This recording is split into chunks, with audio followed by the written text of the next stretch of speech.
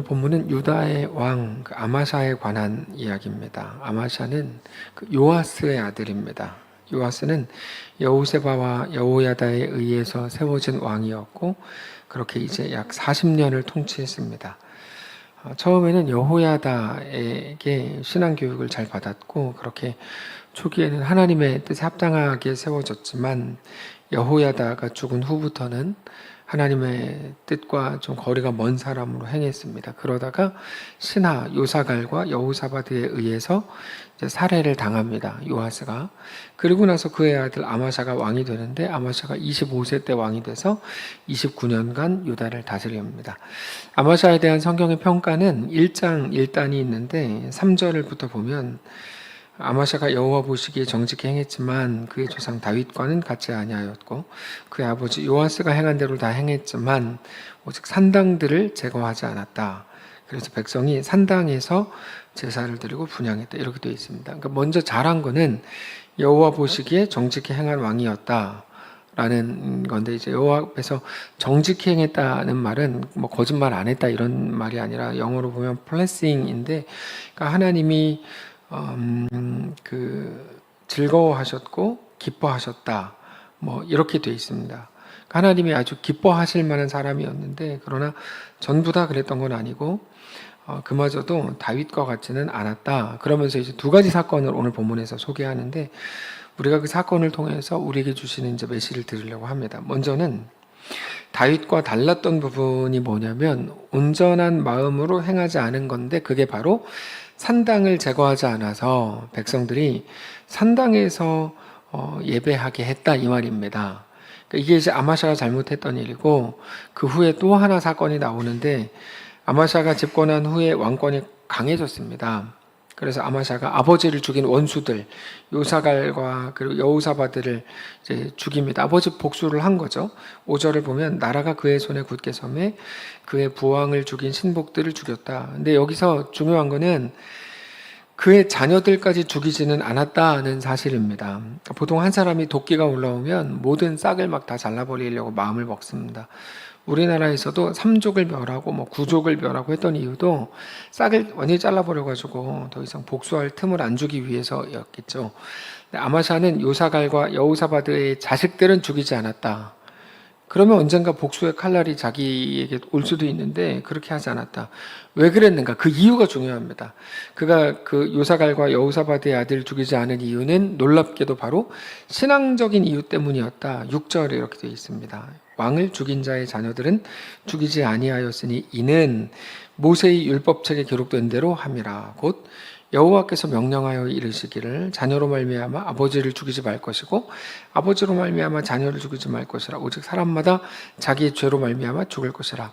그들의 자녀들을 죽이지 않은 이유는 이게 인정을 베푼 것도 아니고 은혜를 베풀기 위해서가 아니고 모세의 율법책에 기록된 대로 하기 위해서다. 이렇게 이제 되어 있습니다. 모세의 율법 때문이었죠. 모세의 율법대로 행한 것이 아마샤에게 있어서 자기 신앙의 고백이 된 겁니다. 지금 요 논리를 잘 따라오셔야 됩니다.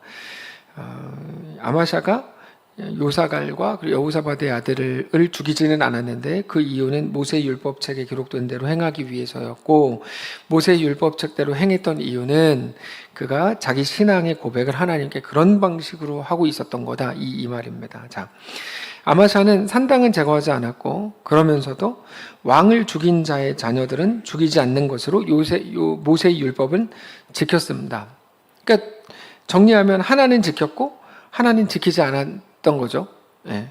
이 표현을 잘 봐야 되는데 그가 지키지 않은 것에 대한 표현은 뭐라고 표현하냐면 다윗과 같지 않았다라고 표현을 했고 성경 오늘 본문에 다윗과 같지 않았다라고 표현하고 그가 지킨 거에 대해서는 뭐라고 표현하냐면 모세의 율법을 지켰다 이렇게 되어 있어요. 이 두 가지가 표현이 다르게 나온다는 말이죠. 표현이 다르게 나온다. 그러니까 그가 지키지 않은 거에 대해서 뭐라고 나오냐면 다윗과 같지 않았다.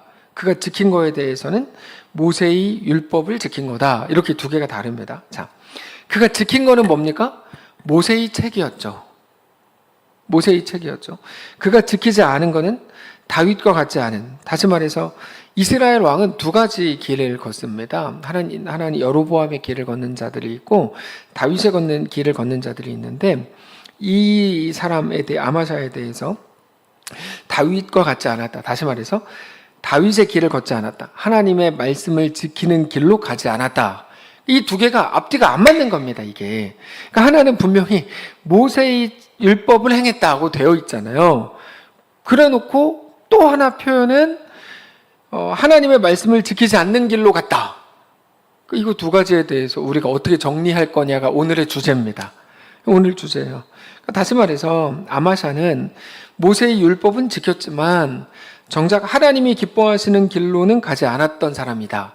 이게 이제 아마샤를 한마디로 하면 이렇게 정리가 됩니다. 이게 너무 이상한 표현이죠. 네. 모세의 율법은 지켰지만 정작 하나님이 기뻐하시는 길로 가지는 않았던 사람이다.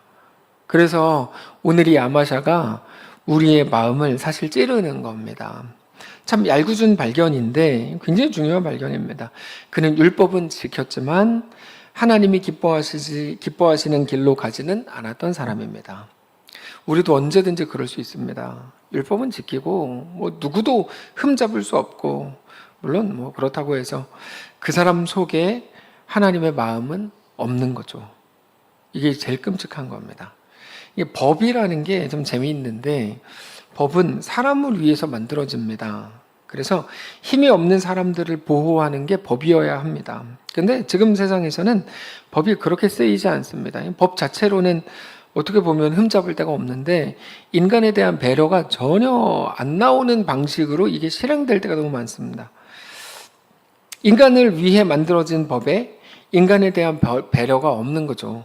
그래서 법적으로는 어떻게 못하는데 그게 약자들한테는 너무 큰 어려움이 되는, 그러니까 사회의 정의를, 진정한 의미에서 정의를 세우는 일에는 방해가 되는 경우가 되게 많죠. 어떤 집에 이제 형님네는 아들이 없었고 동생네는 아들이 둘이었어요. 그래서 이거 예전에 있었던 사건입니다. 그래서 형님이, 야 그래도 우리가 첫째가 대를 이어야지. 그러니까 너희 아들 둘이니까 니네 아들 중에 둘째를 우리 집에 호적에만 올려줘. 이렇게 이제 얘기를 했어요. 형님네는 부자였고 동생네는 가난했지만 따뜻한 가정이었습니다. 그래서 동생네 부부가 고민을 했는데, 어차피 말 그대로 대를 잇기 위해서 호적만 올리는 거니까 당연히 아들은 친아버지랑 이제 같이 평생 살았죠. 그렇게 동생네의 둘째 아들이 결혼도 하고 자식도 낳고, 거기다가 이 동생네의 둘째 아들이, 보통 둘째 아들이 똑똑해요. 둘째 아들이 똑똑해가지고 40~50억대 이제 자산가가 됐어요. 형님네도 동생네도 자식들도 다 행복하게 살았어요. 근데 갑자기 그 아들이, 그 똑똑한 동생네의 둘째 아들이 교통사고로 하루아침에 가족이 다 죽었습니다. 다 죽었어요. 그러니까 동생이 자기 아들을 먼저 떠나보내고 얼마나 슬프고 힘듭니까?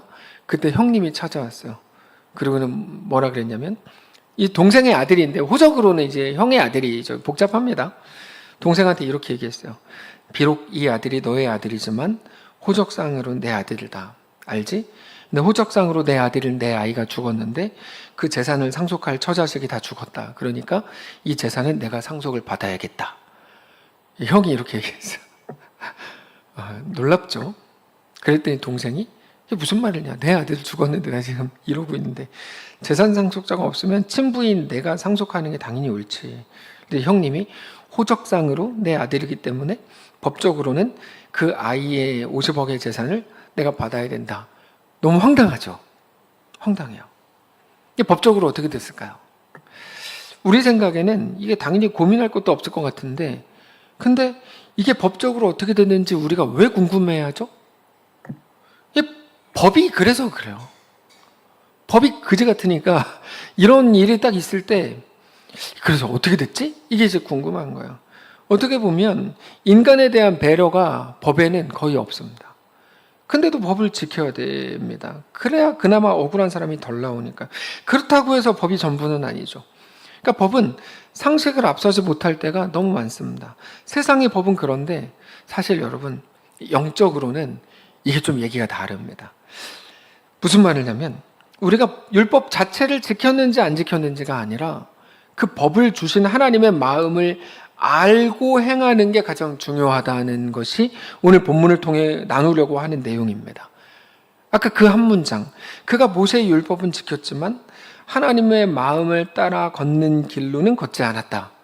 이게 이제 같이 이렇게 성립이 될 수 있다니까요.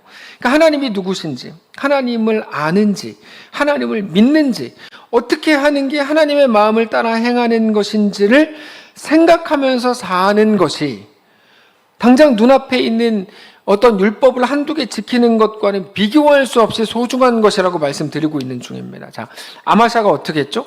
법을 지켜요. 모세의 율법책에 기록된 대로 했습니다. 물론 모세의 율법책을 주신 분도 하나님이시고 하나님의 뜻에 맞게 그 시대를 위해서 주어진 게 모세의 율법책입니다. 근데 아마샤는 그 모세의 율법을 지켰는데 정작 하나님의 원하심, 하나님의 뜻은 전혀 행하고 있지 못하고 있었던 거죠. 하나님의 길로는 안 걸었습니다. 그럼에도 율법을 지켰으니까 내가 해야 될 모든 일들을 행했다고 생각을 하는 거죠. 이게 그래서 무서운 거예요, 이게. 당신 신앙이 있어요? 그럼 뭐라 그럽니까? 저 모태신앙인데요. 그러니까 대답이 이렇게 나온다니까요. 당신 신앙이 있어요? 저희 아버지가 장로님인데요. 뭐 이렇게 나오는 거예요. 당신 신앙이 있습니까? 네, 4대째 기독교 집안입니다. 그러니까 지금 그 얘기를 하는 게 아니잖아요. 당신 하나님을 믿습니까? 우리 아버지가 어떻게 했어요? 그 얘기가 아니에요. 우리가 어떻습니까? 주일 예배를 드리고 11조를 하고 봉사를 하고 우리가 성도로서 행해야 될 많은 일들을 행하는 건 너무 중요한 일입니다. 너무너무 중요하고 신앙 유산을 지키는 가장 소중한 일이 맞습니다. 근데 그것만이 아니라 우리가 그렇게 행한다면 그렇게 행하는 이유에 대해서 더 진지하게 고민하고 생각해야 된다는 거죠. 예를 들면 아까 아마샤라 그러면 모세 율법이니까 로 끝나면 안 되는 겁니다. 그게. 그럼 모세의 율법을 주신 하나님의 마음이 어떻고? 로 가야 된다는 거죠.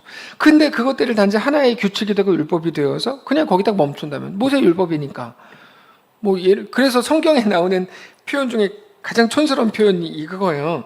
전례대로 그거거든요. 교회에서 가끔 어떤 교회들도 막 전례대로 그렇게 합시다 막 이런 사람들이 있는데 그거 사실 좋은 말로 안 쓰이는 말이다라고 말씀을 드렸잖아요.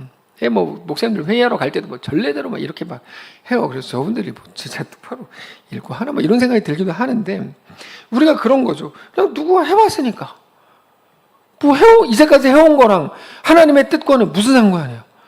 아무 상관없어요. 근데 교회가 촌스러우려면 어떻게 하냐면 우리 교회는 원래 이런 교회야. 이거 촌스러운 교회예요. 세상에 그런 촌스러운 교회가 어디 있어요? 원래 해왔으니까 그렇게 하자고요? 그러면 원래 죄 지었으면 계속 죄 지어요 이때? 그게 아니지. 하나님의 뜻이 뭔지 하나님의 마음이 뭔지 매번 찾아야지. 계속 찾고 또 찾고 하나님 기뻐하시는 거 먼저 생각하고 그래야 될 거 아닙니까? 원래 이렇게 했으니까. 여러분 그게 되게 성도들을 많이 무너뜨리는 거예요. 우리 교회도 그런 사람들이 있을 수 있어요. 그거는 잘하는 게 아니라고 말씀해 주셔야 돼요. 집사님 그거 잘하는 거 아니랬어. 이렇게 얘기를 해야지. 아 그래요? 우리 교회 원래 이렇게 했어요? 그거는 좋은 게 아니에요. 정말 좋은 게 아니에요.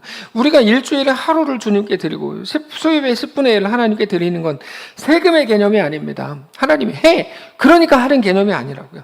우리의 시간의 주인이고 물질의 주인, 생명의 주인이 하나님이신 것을 알고 고백하는 행위로서 우리는 그렇게 하는 겁니다. 세금은 국민이 자기 나라에서 국민으로 살고 국민의 혜택을 받기 위해 마땅히 내는 거라면 주일 성수와 11조는 개념이 이거 완전히 다릅니다. 이거는 개념이 다릅니다. 내가 하나님의 백성이라고 하는 가장 살아있는 고백이 그것들입니다. 그렇지 않으면 말로 끝내버리는데 신앙은 말로 끝낼 수가 없습니다. 이 개념이 다른 걸 알아야 돼요. 그래서 주일 성수와 11조와 다른 어떤 대단한 봉사와 헌신이라고 해도 하나님이 주인이신 것을 고백하는 것이어야 합니다. 하나님이 중심이고 하나님이 그 어떤 행위들보다 더 위에 있다는 거죠. 율법이 그렇습니다. 율법 자체가 아니라 율법의 주인이신 하나님, 율법을 주신 하나님이 누군지, 하나님은 왜 그걸 율법으로 주셨는지를 생각해야죠. 율법을 주신 하나님이 누군지, 그분께 속하게 되는 방법이 무엇인지를 우리가 늘 생각해야 됩니다. 그래서 우리는 언제나 하나님의 말씀 앞에 우리 자신을 내어드려야 합니다. 그게 뭐죠? 하나님이 제시하시는 길로 계속 가는 거죠. 제시하시는 길로 계속 가는 거죠. 해야 될 일을 몇 개 하고 나서 내 삶을 하나님께 온전히 드리지 않았습니까? 나한테 뭘 그렇게 크게 요구합니까? 라고 하면 안 됩니다. 예수님께서 바리새인과 서기관들 앞에서 이렇게 말씀하셨어요. 야, 니네 훌륭하다. 모세의 율법책에 기록된 대로 잘 행한다. 이거는 사실 잘 다음에 이렇게 물결 표시가 있는 겁니다. 잘한다 이겁니다. 이건 비꼬는 겁니다. 11조도 아주 철저히 하고 이것저것 다 해야 될 것들 잘한다. 맞다. 근데 그게 전부는 아니다. 이것도 행하고 저것도 버리지 말아야 된다. 마태복음 23장 23절에 화 있을진저 외식하는 서기관들과 바리새인들이여 너희가 박하와 회왕과 근처 21조 드리되 율법에 더 중한 바 율법을 행했는데 율법보다 더 중요한 게 있답니다. 율법에 더 중한 바 정의와 긍휼과 믿음은 버렸도다. 여기에서 이것도 행하고 저것도 버리지 말아야 할지니라. 이거는 뭐고 저거는 뭘까요? 이거는 뭐 박하와 회양과 근처의 11조 이계고 한마디로 율법이죠. 저거는 정의와 긍휼과 믿음, 한마디로 말하면 하나님을 향한 마음이죠. 이 둘이 같이 가야 된다 이겁니다. 근데 아마샤는 어떻습니까? 이것은 잘 행했지만 저것에 대해서는 전혀 알지 못했죠. 하나님의 마음에 대해서 전혀 몰랐죠. 하나님 앞에서 이것과 저것 모두 잘 소유하게 되시기를 바랍니다. 우리는 그렇게 온전히 세워져야 합니다. 기독교인들이 자꾸만 이렇게 그냥 잘해야 됩니다. 그러면서 오늘 본문에 또 하나의 사건이 나오는데 소금 골짜기에서 에돔 사람들 10,000명을 죽인 일이 또 기록이 돼요. 7절을 보면 아마샤가 소금 골짜기에서 에돔 사람 10,000명을 죽이고 또 전쟁을 하여 셀라를 취하고 이름을 욕대리를 하였으니 오늘까지 그러하니라. 이 소금 골짜기라는 곳은 사해바다 이제 남쪽에 소금으로 된 능선이 있다고 하는데 그곳을 소금 골짜기라고 이제 뭐 부른답니다. 근데 거기서 셀라 아마도 이제 에돔의 수도의 별명이라고 보통 추측을 하는데 에돔의 어쨌든 심장부라고 할 수 있는 곳입니다. 그곳을 공격합니다. 그리고 거기에서 10,000명을 죽입니다. 큰 승리를 거둔 거죠. 그러면서 다음 주 본문을 보면 그 기세를 몰아서 북이스라엘까지 공격을 하는데 물론 패배하지만 오늘 소금 골짜기에서 10,000명을 죽인 일과 그리고 지게 되는 싸움, 북이스라엘과의 전쟁을 일으킨 것 두 가지에는 공통점이 있어요. 셀라를 공격한 것과 이제 북이스라엘 다음에 공격하는 것 공통점이 있어요. 아마샤가 오해를 했다는 말이에요. 무슨 말이냐면, 자, 아마샤가 힘이 생겼어요.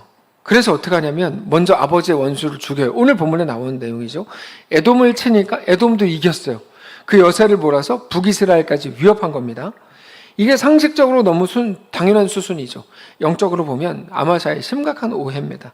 그는 자기에게 주어진 힘을 해보니까 할만해 또 하고 계속 자기를 위해 사용하더라는 거예요. 자, 자기에게 주어진 힘을 자기를 위해 쓰는 게 너무 당연하다고 생각이 되지만 사실 그렇지 않습니다. 아마샤뿐만 아니라 너무나 많은 사람들이 오늘 똑같이 하고 있는 실수인데 우리가 신앙을 가진 자로서 한 가지 꼭 기억해야 됩니다. 누가 주인인지에 대한 개념이 없으면 우리는 완전히 잘못하는 겁니다. 우리는 늘 아까 율법도 사실 마찬가지인데 이것도 완전히 똑같은 결입니다.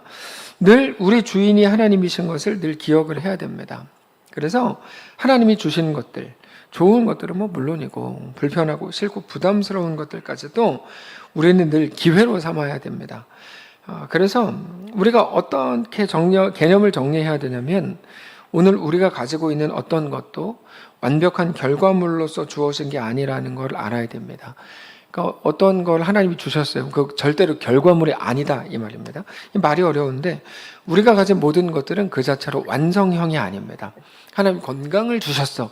그럼 건강이 완성형이 돼서 우리에게 딱 다가오는 개념인데 그렇지 않다 이겁니다. 모든 거는 도구일 뿐입니다. 건강하게 해주셨다. 그러면 나한테 주신 복이니까 감사합니다. 이렇게 끝날 수 없는 일이어야 한다는 거죠. 그거를 통해서 무언가를 요구하시는 중이다. 그럼 뭐를 요구하시는가? 이게 이제 중요하죠. 뭐를 요구하시는가? 그걸로 누구를 도와라. 뭐 이런 차원이 아니고 우리에게 주신 모든 것들을 반드시 우리는 영적 부흥을 위한 기회로 삼아야 된다는 말입니다. 나의 영적 부흥을 위한 기회. 돈이 있으니까 누구를 도와라. 그게 아니고 그거를 어떻게 쓰라고요? 영적 부흥을 위한 기회로 삼아야 된다. 사업이 잘 됩니까? 그건 기회죠. 나 혼자 이제 편안하게 뭐 5,000인분 쌓아놓고 살라고 하시는 게 아니라 그걸 어떻게 하라는 거예요? 영적 부흥이 내 속에서 일어나도록 하는 방식으로 사용해야 된다는 거예요. 근데 좋은 게 좋은 거라고 그냥 복이다 그래서 거기 취해 있으면 그 돈 때문에 영원히 망하게 되는 거죠. 건강, 뭐 돈, 자녀, 사업 모두 다 마찬가지입니다. 근데 이 반대의 개념도 똑같아요. 우리에게 어려움이 생겼다면 그것도 똑같은 기회입니다. 어떤 기회입니까? 영적 부흥을 위한 기회로서 주어진 거다. 이 말입니다. 우리는 어려움을 그냥 고난이라는 두 글자로 끝내버리려고 하지만 하나님은 오늘도 우리를 모든 방식을 동원해서 깨우고 있는 중이라는 사실을 알아야 됩니다. 하나님이 우리를 얻으시기 위해서 고난이라는 것도 허용하시기도 하고 잘됨이라는 것 역시 우리를 얻으시기 위해 허락하시는 겁니다. 그러니까 자꾸 기독교가 어떤 보상의 원리에 빠져가지고 이게 하나님이 내가 이렇게 했더니 복을 주셨어 이렇게 가는 건 정말 모자른 사람들의 말이에요. 그렇지 않습니다. 모든 건 뭡니까? 영적 부흥을 위한 기회다라는 거죠. 네.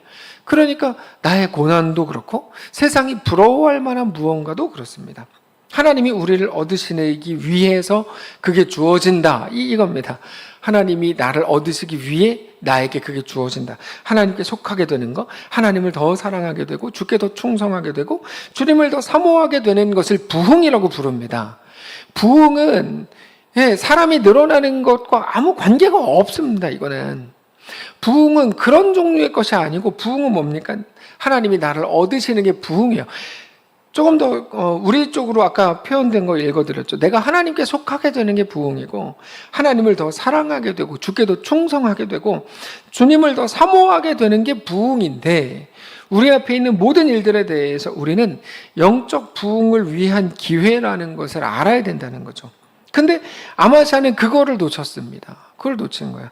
중요한 건 아마샤가 아니라 우리들이죠. 오늘 우리에게 주어진 어떤 것이 기회로 주어진 것이라는 사실을 안다면 단지 어떤 일의 결과물, 그래서 좋은 상을 받았으면 감사하고 그냥 행복해하면 된다거나 나쁜 결과를 받으면 속상해하고 울고 후회하면 끝나는 일이 아니라 우리가 받은 오늘의 삶이 기회로 주어진 것이라는 걸 안다면 그렇게 어딘가로 가기 위해서 어떻게 사용해야 되는지에 따라서 달라지는 걸 알면 우리는 지금보다 상당히 많은 다른 것들을 다른 결정들을 할 수 있는 거죠. 다른 결정들. 예. 그러니까 사실 제일 안 좋은 게 그걸 지키는 거예요. 그걸 지키는 거 영적으로 진짜 안 좋습니다. 그거를 이제 끝내 지키려고 하는 거. 왜냐하면 우리가 가진 모든 것들을 사용하라고 주신 거지 지키라고 주신 게 아닙니다. 이 무슨 말인지 이해가 되시죠? 예수님이 이 땅에 오셨습니다. 그리고 십자가를 지셨어요. 그리고 십자가에서 죽으셨어요. 사람들을 그걸 보면서 저주라고 했습니다. 그래서 나무에 달린 자라고 했는데 그 말을 이제 저주를 받은 자 이런 뜻입니다. 근데 우리 예수님이 왜 그렇게 하셨는가? 그 다음을 보셨기 때문에 십자가를 지시고 죽으셨죠. 십자가의 죽으심으로 끝나지 않고 부활하실 것을 보셨고 그거를 통해 우리를 살리고 우리를 하나님의 온전한 백성으로 살게 하기 위해서 그렇게 하신 거죠. 이 땅의 어떤 것도 절대로 결과물로만 우리가 이해하면 안 된다는 것을 꼭 기억해야 됩니다. 그래서 오늘의 실패가 하나님 앞에서까지의 나의 실패도 아니고 오늘의 잘됨 역시 하나님 앞에서 그저 자랑할 만한 일이 아니라는 것도 우리가 알아야 합니다. 이게 우리가 늘 이렇게 외쳐지지만 그러나 정말로 우리 속에 마음에 새겨야 합니다. 우리의 실패가 하나님 앞에서 영원한 실패가 아니고 우리의 잘됨 역시 하나님 앞에서 자랑할 만한 일이 아니라는 것을 우리가 알아야 된다 이거죠. 1006개의 동전 이야기 몇 번 말씀드렸는데 기억나시죠? 한 사회복지사분이 어떤 가정을 찾아가셨는데 거기 어떤 여자분이 계시는데 순간 깜짝 놀랐어요. 얼굴이 일그러져 있고 심한 화상을 입은 겁니다. 리더스 다이제스트인가 거기서 읽은 건데 얼굴 가운데 구멍이 2개 뚫려 있어서 예전에 거기가 콧구멍이 있었던 자리구나, 코가 있었던 자리구나, 콧구멍이 있는 것이 코가 있었던 자리구나 알았어요. 화상이 이제 너무 심했던 거예요. 그분이 어렸을 때 부모님이랑 같이 재밌게 살았는데 갑자기 집에 불이 났습니다. 그때 다른 가족들은 다 죽었고 아버지하고 자기하고 둘만 남았는데 그때 온몸에 화상을 심하게 입은 거야. 아버지가 가족들을 다 잃고 하나 남은 딸을 보니까 얼굴이 그렇게 이제 다 화상 입고 일그러져 있는데 못 견디죠. 그러니까 제정신으로 살 수 없으니까 허구한 날에 술만 먹었대요. 그리고는 이 딸이 불쌍한데도 그렇게 때리더래요. 네가 왜 살았냐? 그때 죽었어야지. 어쩌라고 살았냐? 막 그 딸을 막 그렇게 때렸다는 거야. 그런 집에서 어떻게 살 수 있습니까? 이 딸이 이제 도망쳐 나왔습니다. 그래서 불황아 센터에 들어갔는데 거기에서 시각장애인이 남편을 만났습니다. 결혼했대요. 남편이 시각장애인이라서 자기 얼굴이 이렇게 엉망된 게 아무 문제가 안 됐대요. 그리고 딸까지 낳고 살았는데 그때 자기 인생에서 제일 행복했대요. 결혼해서 딸까지 낳았을 때가 너무너무 행복했다. 네, 어떻게 인생이 이렇습니까? 잠깐 행복했는데 남편이 시름시름 앓다가 죽었어요. 그러니까 그 일그러진 얼굴로 할 수 있는 게 아무것도 없는 거야. 지금은 이제 전철 앞에서 국어라는 일을 하시는데 그 돈으로 먹고 살죠. 그 얘기를 쭉 듣고 사회복지사가 부엌에 가서 봤는데 먹을 게 하나도 없었대요. 그래서 쌀은 이제 구청에서 올 겁니다. 보조금은 통장에 입금될 겁니다. 힘내세요. 그걸 가려고 그러는데 그 여자분이 잠깐만요. 그러면서 그 유명한 비닐봉지를 들고 나오는데 100원짜리가 가득 담겨 있더라. 이게 뭡니까? 설명을 해주는데 자기가 구걸할 때 1,000원짜리를 받으면 생활비로 쓰고 500원짜리가 들어오면 이 딸이 아빠를 닮아가지고 죽은 아빠를 닮아가지고 시력을 자꾸 잃어간대요. 그래서 딸의 수술비로 쓰려고 이제 500원짜리를 모으고 1,000원짜리 생활비, 500원짜리 수술비, 그리고 놀라운 건 100원짜리가 돌아오면 자기보다 더 어려운 사람을 도와주라고 준 줄 알고 모았다는 거예요.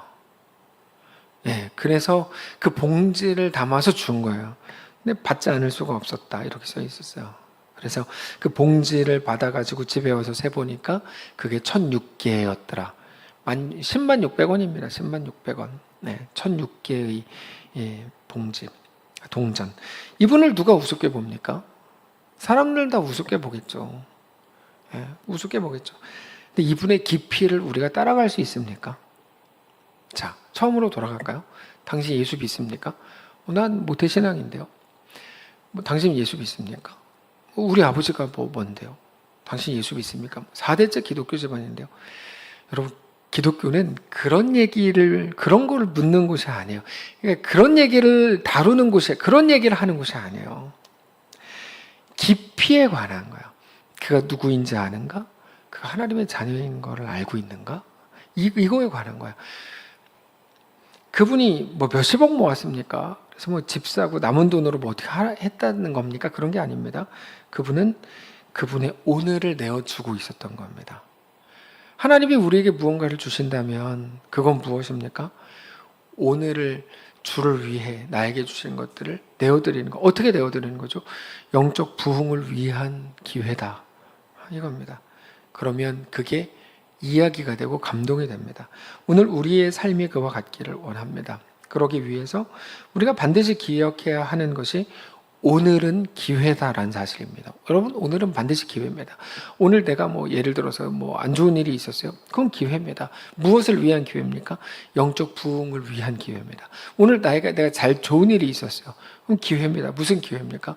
영적 부흥을 위한 기회입니다. 그러니까 어떤 일을 이루기 위해 수단 안 가리고 다 하는 건 가장 못나고 촌스러운 사람들입니다. 그런 짓들은 하지 마십시오. 교회 안에서. 뭘 해야 됩니까? 그 일을 완성하기 위해서 우리는 최선을 다해야 되는 게 아닙니다. 하나님이 나에게 주신 대로 하면 됩니다. 다만 우리가 그것 때문에 내가 못나서 실패했으면 그것을 통해 내가 하나님 앞에 엎드리는 영적 부흥을 맞이하게 될 거고, 잘 되면 그것을 통해 영적 부흥을 맞이하게 되면 그만입니다. 그것보다 더 소중한 건 우리에게 없기 때문에 그렇습니다. 오늘은 과거에 대한 결과물이 맞습니다. 그럼에도 과거라고만 말하면 그건 분명히 잘못된 평가입니다. 왜냐하면 보상이라는 개념이 거기 들어가니까요. 영적으로는 오늘이 언제나 기회라는 걸 알아야 됩니다. 하나님은 그렇게 어떤 기회였다, 잘 되기 위한 기회가 아닙니다. 영적 부흥을 위한 기회라고요. 하나님은 그렇게 그 기회로 오늘을 우리에게 주셨습니다. 모든 것이 기회임을 안다면 그 사실이 우리의 길을 제시해 줄 겁니다. 우리가 영적으로 선택을 못하는 분들이 너무 많아요. 왜냐하면 자꾸 쫄려가지고 그래요. 이것도 못하고 저것도 못하고, 이거 하려고 그러면 이거 생각나고, 저거 하려고 그러면 저거 생각나나 보죠. 그래서 아무것도 못하고 그냥 평생 그렇게 나이만 먹어요. 근데 그렇게 하시면 안 돼요. 하나님께서 우리에게 매일을, 오늘을 기회로 주셨다는 걸 알면 그 믿음 자체만으로 우리의 오늘의 길이 제시가 된다고요. 당연히 믿음으로 선택하는 게 어떤 건지 우리 속에 다 알고 있어요. 그럼 그대로 하십시오. 그대로 하십시오. 그럼 내 인생이 그것 때문에 망해. 그렇게 믿으면 당신은 그 믿음대로 살게 되는 거예요. 근데 그렇지 않고 하나님은 완전하시고 전능하신 거를 나는 믿어. 그럼 그 믿음대로 사는 거예요. 우리에게 있는 모든 것들을 가지고 그 자체로 내가 흙수저니까, 내가 금수저니까 이런 자체로 우리 인생을 절대 평가하지 마십시오. 좌절하지도 마시고 교만하지도 마십시오. 우리가 할 일은 우리가 가진 모든 것들을 영적 부흥을 위한 기회로 삼는 겁니다. 그게 우리의 삶을 하나님께 내어드리는 방식입니다. 오늘 우리의 삶이 그렇게 하나님께 드려지는 거룩한 날들 되시기를 바랍니다. 결국 그 문제, 내 삶을 하나님께 어떻게 내어드릴 것인가에 관한 쟁기를 든 자가 뒤를 돌아보지 않기로 결정한 자들의 삶이시길 바라고, 그렇게 우리의 모든 순간을 딱 한 번 사는 인생인데 진짜 믿음으로, 하나님을 믿는 믿음으로 멋있게 온전한 신자요 성도로 승리하며 살다가 주 앞에 가는 거룩한 사랑하는 성도를 되시기를 바랍니다. 기도하겠습니다. 하나님, 우리는 늘 생각이 많습니다. 우리를 불쌍히 여겨주시고, 다만 믿음으로 우리 삶을 새롭게 걸어가기 시작하는 우리 모두가 되게 하여 주옵소서. 주의 말씀은 늘 부담됩니다.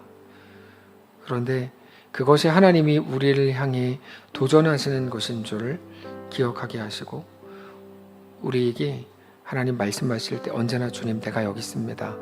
나를 써주십시오. 나를 마음껏 부려주십시오. 나를 다스려 주십시오. 내 주인이 내가 아니요, 내 미래가 아니요, 내 비전이 아니요, 오직 하나님이 내 주인이신 것을 믿습니다. 고백하는 우리 모두가 되게 하여 주시옵소서. 여러 가지 어려움과 곤란한 일들을 만난 성도들을 주님 성령으로 위로하시고 붙드시고 달려가 주셔서 그들 가운데 임재하셔서 그들이 겪는 고난을 통해서도 다시금 온전히 하나님을 바라봄으로 진정한 영적 부흥이 시작되게 하시고, 또 잘된 일을 만난 자들 역시 그것을 통해 진정한 영적 부흥이 시작되는 놀라운 이 땅에서의 사랑하는 성도들은 삶이 될 수 있도록 인도하여 주옵소서. 그래서 어떤 것도 우리를 무너뜨리지 못하고 어떤 것도 우리를 하나님의 사랑에서 끊을 수 없는 것을 매일같이 경험하는 우리 모두의 삶이 되게 하여 주옵소서. 이번 주에 새로 태어난 사랑하는 아기와 그의 가정에 좀 놀랍게 복을 주시고 함께 하여 주시고, 그 아기의 인생뿐 아니라 부모의 인생과 그 가정의 앞날 주님 책임져 주시고, 오로지 믿음으로만 나아가려고 할 때 주님 주시는 지혜와 진정한 복으로 가득 채워주시고, 그렇게 그 아이 인생을 통해 많은 사람들을 주께로 돌아오고 많은 사람들이 행복해지고 또 많은 사람들이 주님을 뜨겁게 사랑하게 되는 거룩한 아이가 될 수 있도록 인도하여 주시옵소서.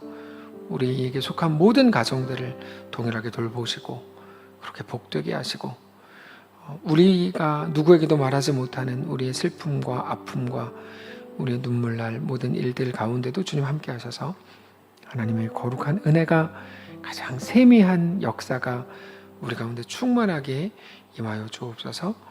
우리와 함께 하시길 간절히 소원하며 살아계신 우리 주 예수님의 이름으로 기도합니다. 아멘.